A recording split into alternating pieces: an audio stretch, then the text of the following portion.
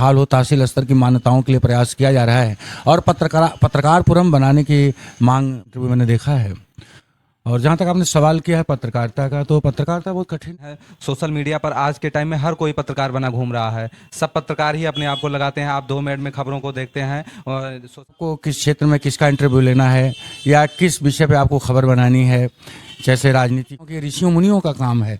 यानी पत्रकारिता में वो चीज़ नहीं है कि आप बहुत टाइम से पत्रकारिता कर रहे हैं। मैं 34-35 सालों से कर रहा हूँ। अपने मान्यता प्राप्त पत्रकारों के लिए 5 लाख की बीमा राशि भी योजनाएं भी चलाई। उस टाइम पे पत्रकारिता आपने शुरू किया और आज का दौर देख रहे हैं इस आधुनिक युग में, आप इन दोनों को कितना बदला हुआ उस टाइम से और आज? था कि फेक न्यूज़ नहीं होती थी। जैसे तमाम चैनल्स हैं, तमाम लोग हैं जो खबरों को चला देते हैं, बाद में खंडन करते हैं। जैसे बताया कि पहले की ज़्यादा सुनवाई होती थी खबरों पर, आज थोड़ा कम ध्यान दिया जाता है। जो पत्रकार हैं मैं उनसे कहूँगा कि वो नियमावली पढ़ लें, जान लें, और हर चीज़ को उनको जानना बहुत ज़रूरी है। चलाते हैं तो एक पक्ष ना चलाएं, दूसरे पक्ष वर्जन देता है नहीं देता है अलग बात है, लेकिन कोशिश। पत्रकारों के ऊपर भी आरोप लग जाता है, तरह तरह तरह की बातें उनके ऊपर भी आरोप लगने लगते हैं, लोग समाज में बातें पत्रकार एक समाज का ऐसा प्रहरी है जो समाज को जगा रहा है और उसके ऊपर आरोप लगाना नहीं। युवा पत्रकार जाते हैं, कई बार पुलिस प्रशासन से भी टकराव हो जाता है और निदेशक उसमें सदस्य भी हैं, पत्रकार भी उसमें सदस्य हैं,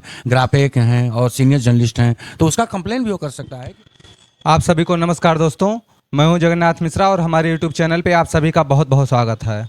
दोस्तों, आज हमारे साथ में बस्ती जनपद से प्रेस क्लब के अध्यक्ष विनोद कुमार उपाध्याय जी आज हमारे साथ में जुड़े हुए हैं, जो कि आज हम आपसे जानना चाहेंगे कि पहले की पत्रकारिता, चूँकि आप बस्ती जनपद के बहुत वरिष्ठ पत्रकार भी हैं, तो आपसे पत्रकारिता को लेकर चर्चा करेंगे कि जो नए पत्रकार बनना चाहते हैं, जो युवा पत्रकार हैं, उनको किन बातों पर ध्यान देना चाहिए।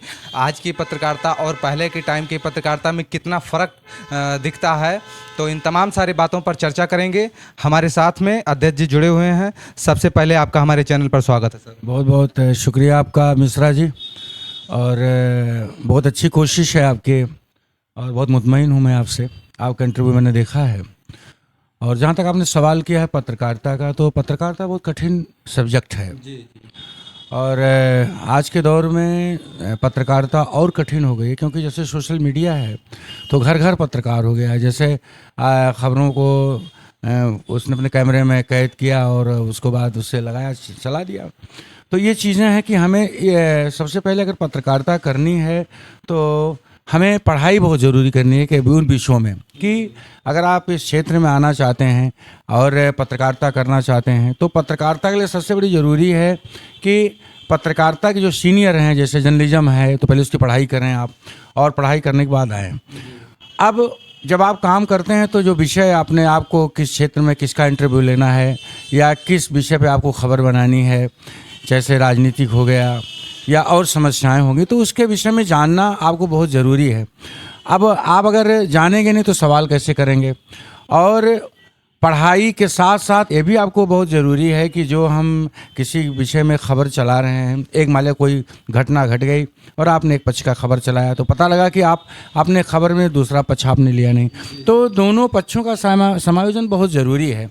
और आप न्याय मतलब कि आप खबर चला सकते हैं या जो उसकी पीड़ा है आप उसको दर्शा सकते हैं। आप पक्षकार नहीं बन सकते, आप किसी विशेष पक्ष के प्रायुक्त करके उस खबर को नहीं चला सकते। जो सत्य हो उसी को चलाएं, और जब आप सत्य की तरफ चलेंगे तो विजय आपकी बहुत ज़रूरी होगी। और कठिन काम तो है, पहले की अपेक्षा ये दौर बहुत कठिन दौर है। और इसमें जो आर्थिक समस्याएं हैं पत्रकारों के लिए, तमाम समस्याएं हैं, और मैं तो बार बार कहता हूं कि ऋषियों मुनियों का काम है। यानी पत्रकारिता में वो चीज़ नहीं है कि आप बहुत अर्निंग कर सकते हैं या कोई चीज़ और प्राप्त कर, अगर इसमें आपको काम करना है तो बहुत कठिनाइयों का सामना करना पड़ेगा। सर, आप कितने टाइम से पत्रकारिता कर रहे हैं? मैं 34-35 सालों से कर रहा हूँ, बचपन से, हाई स्कूल से ही लगभग मैं कर रहा हूँ। और मेरा जो तजर्बा है, व्यक्तिगत तजर्बा है, कि आपको अच्छा पत्रकार बनने के लिए ज़रूरी है कि आपको उस विषय में, जिस विषय में आप लिखना चाहते हैं, जिस विषय को आप जनता के सामने लाना चाहते हैं, उस विषय की पढ़ाई आपकी बहुत ज़रूरी होनी चाहिए। तभी आप कुछ कर सकते हैं, बिना पढ़ाई के आप कुछ कर नहीं सकते। और सत्य मन से काम करें। तब आप समाज को कुछ दे सकते हैं, क्योंकि हम चौथे स्तंभ माने जाते हैं। इसलिए माने जाते हैं कि अगर हम नहीं रहेंगे तो समाज को आईना दिखाने का काम पत्रकार करता है, और पत्रकारों के साथ सहानुभूति भी है। वर्तमान गवर्नमेंट ने मान्यता प्राप्त पत्रकारों के लिए 5 लाख की बीमा राशि भी योजनाएं भी चलाई हैं, और कोई घटना दुर्घटना अगर पत्रकार है वो, तो उसके परिवार को आर्थिक सहायता भी कोरोना काल में वर्तमान गवर्नमेंट ने दिया है। तमाम योजनाएं हैं जिसको पत्रकार को जानने की भी ज़रूरत है। केंद्र सरकार और राज्य सरकार की योजनाएं हैं जो पत्रकारों के परिवारों को विशेष दुर्घटनाओं में सहायता भी देती हैं। बस्ती में 2 सहायता राशि भी आई है, जिसमें हमारे एक कैजुअलिटी बहुत पहले के पत्रकार दिनेश उपाध्याय के परिवार को 5 लाख रुपए प्राप्त हुआ है, और तनवीर आलम के भैया के परिवार को 5 लाख रुपए प्राप्त हुआ है, और जो कैजुअलिटी हुई हैं उनको भी राशियां प्राप्त हुई हैं। और शेष के लिए बस्ती प्रेस क्लब प्रयास जारी है हमारे सदस्यों द्वारा, हमारे द्वारा। और ऐसा नहीं है कि अगर वो पत्रकार है तो पहले उसको इस क्षेत्र में आए, उसका स्वागत है, वेलकम है, लेकिन पूरी ईमानदारी और निष्ठा के साथ कार्य करें। सर, मैं आपसे जानना चाहूँगा, चूँकि आप बस्ती जनपद के जिला अध्यक्ष हैं प्रेस क्लब के, और आपने अभी जानकारी दिया कि हम करीब 34-35 साल से पत्रकारिता कर रहे हैं हाई स्कूल की पढ़ाई के साथ साथ। तो आप जब उस टाइम पे पत्रकारिता आपने शुरू किया और आज का दौर देख रहे हैं इस आधुनिक युग में, आप इन दोनों को कितना बदला हुआ उस टाइम से और आज के टाइम में देख रहे हैं? देखिए, तब अखबार बहुत कम थे और संसाधन बहुत कम थे। उस वक्त टेडिल मशीन पे अखबारें छपा करती थी, और प्रसार भी जनपद में, बस्ती जनपद में 4-5 दैनिक ही थे, और साप्ताहिक अखबारों की संख्या थी। बाहर के अखबार बहुत कम आते थे, और उस वक्त जो था कि खबरों को अगर एक खबर छप जाती थी उस पर कार्रवाई होती थी, और जो भी समस्याएं आती थी संज्ञान में जिला प्रशासन या सरकार द्वारा संज्ञान में लिया जाता था। संज्ञान में आज भी लिया जाता है, उस दौर के अपेक्षा कम लिया जाता है। और पहले था कि फेक न्यूज़ नहीं होती थी, जैसे तमाम चैनल्स हैं, तमाम लोग हैं जो खबरों को चला देते हैं, बाद में खंडन करते हैं। तो उस दौर में जो समस्याएं तब भी थी, और संसाधन आज बहुत ज़्यादा हो गए हैं, और युग बहुत तेज़ हो गया, और खबरों को बहुत तेज़ी के साथ अपने ऑडियंस के सामने खबरों को देना चाहते हैं। तो उसमें कई चीज़ें भ्रामक भी आ जाती हैं, तो उसके लिए हमें बहुत सतर्क रहने की ज़रूरत है। पहले के अपेक्षा संसाधन बढ़ गए हैं, अब स्पीड बढ़ गई है, तो स्पीड में हमें अपने आप को अभी आपने जैसे बताया कि पहले की ज़्यादा सुनवाई होती थी खबरों पर, आज थोड़ा कम ध्यान दिया जाता है। इसका प्रमुख कारण क्या आपको लगता है, ऐसा क्यों हो रहा है? नहीं, उसमें जैसे हम लोग अपनी गुणवत्ता पे हमें जब ध्यान देने की ज़रूरत है, और सरकार को जगाने की ज़रूरत है, जिला प्रशासन को जगाने की ज़रूरत है कि जो खबरें हम समस्यात्मक छाप रहे हैं उसका रिजल्ट आ रहा है, कुछ आता है, कभी कभी नहीं आ पाता है। तो उसके लिए हमें अपनी तरफ से भी कोशिश करने की ज़रूरत है कि हमारी खबरों को संज्ञान में लिया जाए और उस पर कार्रवाई की जाए। सर, जो युवा पत्रकार हैं जो आज के टाइम में पत्रकारिता कर रहे हैं, आप देख रहे हैं सोशल मीडिया पर आज के टाइम में हर कोई पत्रकार बना घूम रहा है। सब पत्रकार ही अपने आप को लगाते हैं, आप 2 मिनट में खबरों को देखते हैं और सोशल मीडिया पर वायरल हो जाती है। क्या किन बातों पर ध्यान देना जरूरी है पत्रकारों के लिए?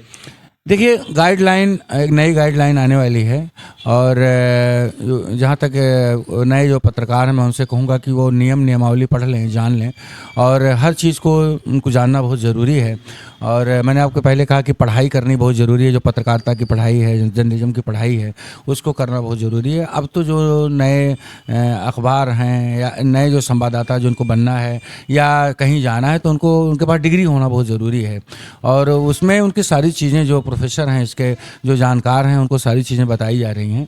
तो उसके मैंने आपको पहले भी कहा था, अब भी कह रहा हूँ कि हर चीज़ें के नियम हैं, और जिला सूचना विभाग है, डायरेक्टरेट है, तो उनकी लिस्ट भी पत्रकारों की उनके पास है, और निश्चित रूप से अगर वो खबरें अच्छी चलाते हैं, काम कर रहे हैं, तो उनकी सूची या उनके विषय में प्रशासन गंभीर होता है, और जो नहीं हो पाता हम लोग प्रयास करके उसके लिए हम काम करते हैं, जो संगठन है पत्रकारों के। तो मैं फिर वही बात दोहरा रहा हूँ कि पढ़ाई करना बहुत ज़रूरी है, और किसी भी काम में आने के पहले उसके नियमों को, शर्तों को जानना बहुत ज़रूरी है। और मैं भी कह रहा हूँ कि जो पहले अगर आप कोई भी खबर चलाते हैं तो एक पक्ष ना चलाएं, दूसरे पक्ष वर्जन देता है नहीं देता है अलग बात है, लेकिन कोशिश होनी चाहिए कि उस पक्ष की भी बातें भी सुनी जानी चाहिए।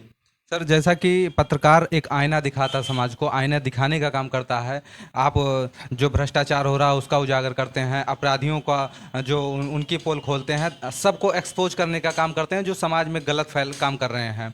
लेकिन कई बार इसी बीच आप देखते हैं पत्रकारों के ऊपर भी आरोप लग जाता है, तरह की बातें उनके ऊपर भी आरोप लगने लगते हैं, लोग समाज में बातें होने लगती हैं। उनके लिए आप क्या कहेंगे? देखिए, पत्रकार जो है वो बहुत निस्वार्थ भाव से काम करता है और तमाम ऐसे पत्रकार हैं, तमाम ऐसे प्रेस के लोग हैं जिन्हें कोई भी पैसा प्राप्त नहीं होता, फिर भी वो दिन रात काम करते रहते हैं।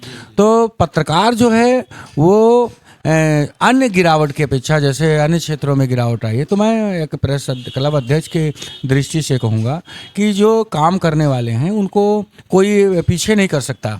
और जहाँ तक पत्रकारों पे आरोप लगाने की बात है, तो पत्रकार पे आरोप लगाना ही निराधार है।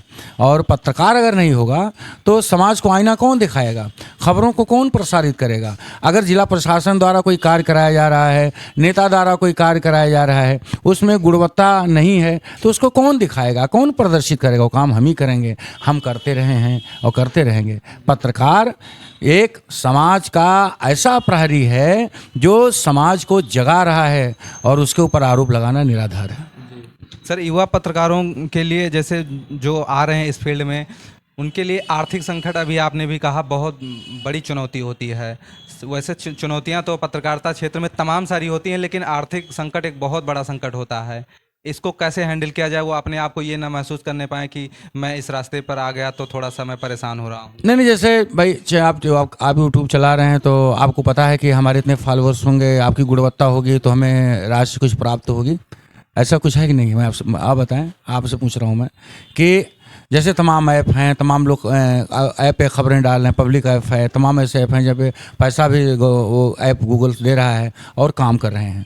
तो अपनी पढ़ाई के साथ साथ कोशिश करें कि अपना पहले लक्ष्य निर्धारित कर लें कि हमें यहाँ पहुँचना है, तो आपको सारी चीज़ें प्राप्त होंगी, लेकिन समय लगेगा उसमें। जैसे आप पढ़ाई करते हो, MBBS की पढ़ाई करते हो, कोई और पढ़ाई करते हो, समय लगता है। तो इसमें भी समय के साथ साथ आपको निश्चित रूप से अर्थ प्राप्त होगा। तमाम रास्ते हैं उसके, जैसे चैनल से आपका है तो एड्स जो हैं या विज्ञापन जो हैं तो प्राप्त होंगे, तो उसके भी चीज़ें हैं, तमाम उसके गाइडलाइन हैं। तो कोशिश करेगा तो निश्चित रूप से वो कामयाब होगा, ऐसा नहीं है कि कामयाब नहीं होगा। कई बार सर कवरेज करते टाइम जब हम लोग ग्राउंड जीरो पर जो भी पत्रकार हैं, युवा पत्रकार हैं, जाते हैं, कई बार पुलिस प्रशासन से भी टकराव हो जाता है और उनको जानकारी नहीं रहती, या कई बार परेशान उनको किया जाता है। उन सभी के लिए आप क्या मैसेज देंगे? उनको क्या करना चाहिए उस टाइम पर कि वो अपना काम और अच्छे ढंग से करें, मजबूती के साथ? नहीं, जिला प्रशासन को कॉपरेट करना चाहिए, या कोई भी पुलिस अधिकारी है तो उसको कॉपरेट करना चाहिए, क्योंकि हम उसके पक्ष भी खबरें चलाते हैं, उसके विपक्ष भी खबरें चलाते हैं। विपक्ष की खबरें वो चलाते हैं हमारे कहीं गलत काम हो रहा है, या कहीं न्याय नहीं हो रहा है, या कोई कार्रवाई नहीं हो रही है, तो हमें तो चलाना ही चलाना। हम नहीं चलाएंगे तो कौन चलाएगा? अगर हम जनता की बात को हम प्रसारित नहीं करेंगे तो कौन करेगा? तो उसके लिए जिला प्रशासन कॉपरेट करता रहा है। अगर कहीं ऐसा कोई संज्ञान में आता है कि अगर कोई ऐसी घटना या दुर्घटना होती है, तो पुलिस अधीक्षक, जिला अधिकारी और उसके लिए पैनल बना हुआ है, जिला सूचना सहायक सूचना निदेशक, उसमें सदस्य भी हैं, पत्रकार भी उसमें सदस्य हैं, ग्राफिक हैं और सीनियर जर्नलिस्ट हैं। तो उसका कंप्लेन भी वो कर सकता है कि हमारे साथ ये दुर्व्यवहार हुआ है, उसके ऊपर कार्रवाई की जाएगी।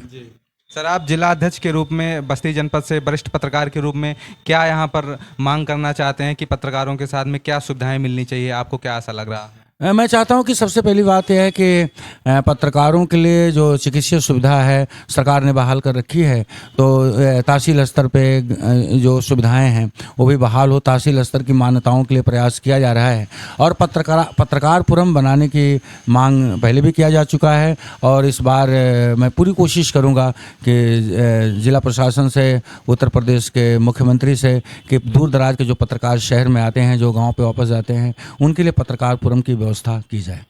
सर जो भी युवा पत्रकार आपको सुन रहे हैं इस वीडियो के माध्यम से, उनके लिए क्या मैसेज है? उनके लिए मैसेज है कि आप पढ़ाई करो, निस्वार्थ भाव से आप काम करो, और निश्चित ही आप बहुत कुछ बन सकते हो, और बहुत अच्छा क्षेत्र है, बहुत काम कर सकते हो, और तमाम गरीबों पीड़ितों को आप न्याय दिला सकते हो। इससे अच्छा और कोई काम नहीं है। बहुत बहुत शुक्रिया, बहुत बहुत धन्यवाद आपका।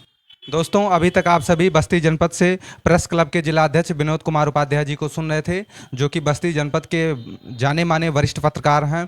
तो मैंने पत्रकारिता को लेकर तमाम सारे विषयों पर फोकस किया, तमाम सारी समस्याओं को उठाया।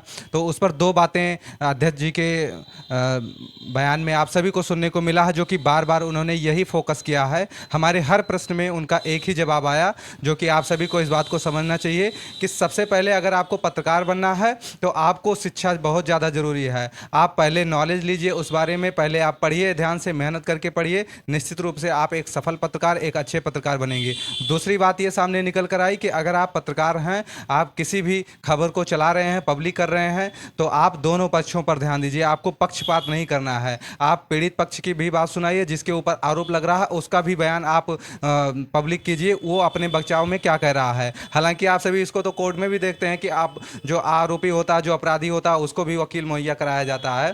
तो आपको भी इसी तरीके से भी काम करना चाहिए। अध्यक्ष जी के माध्यम से ये दो बातें निकलकर बहुत महत्वपूर्ण सामने आई हैं।